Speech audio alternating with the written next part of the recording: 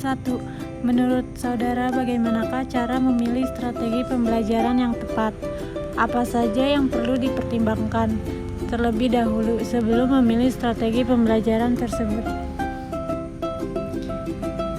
Jawabannya adalah beberapa prinsip-prinsip yang mesti dilakukan oleh pengajar dalam memilih strategi pembelajaran secara tepat dan akurat.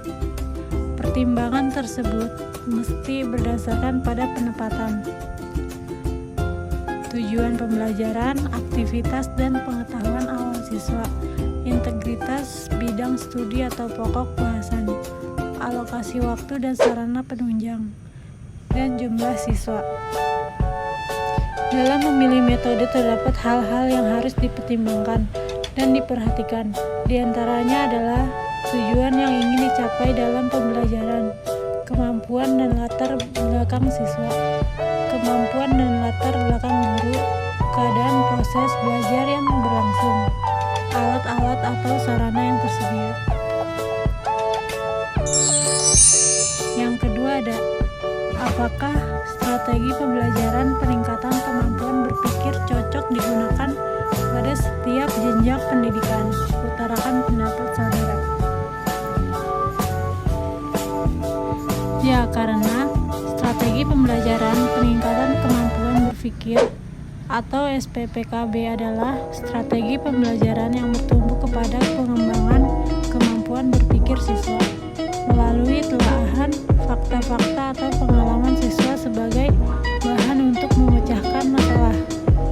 Adapun langkah-langkah pelaksanaan model strategi pembelajaran peningkatan kemampuan berpikir atau SPPKB adalah sebagai berikut.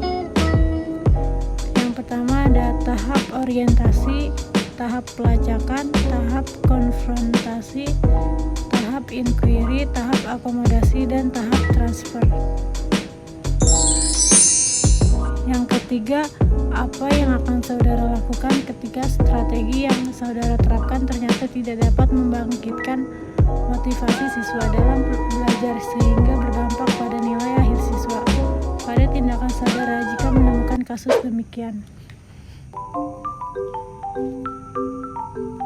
Jawabannya adalah cara meningkatkan motivasi belajar siswa, menggunakan metode pembelajaran yang tepat dan beragam, menjadikan siswa sebagai peserta didik yang aktif, memanfaatkan media seoptimal mungkin, menciptakan kompetisi, mengadakan evaluasi secara berkala, sampaikan motivasi secara berlangsung, dan dermawan akan pujian.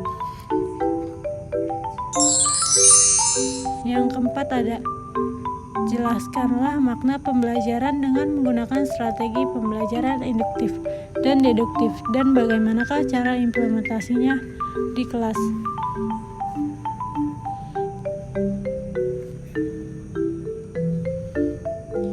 Jawabannya ada, pendekatan deduktif merupakan menekankan kajian konsep dan prinsip bahan pengajaran secara teoretis berdasarkan prinsip-prinsip pengetahuan ilmiah. Misalnya, siswa mempelajari konsep dan prinsip yang ada pada buku-buku pelajaran. Pendekatan induktif menekankan kajian bukti-bukti empiris dari konsep dan prinsip pengajaran.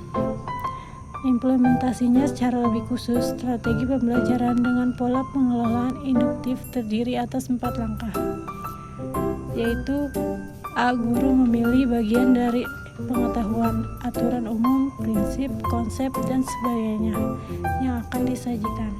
B.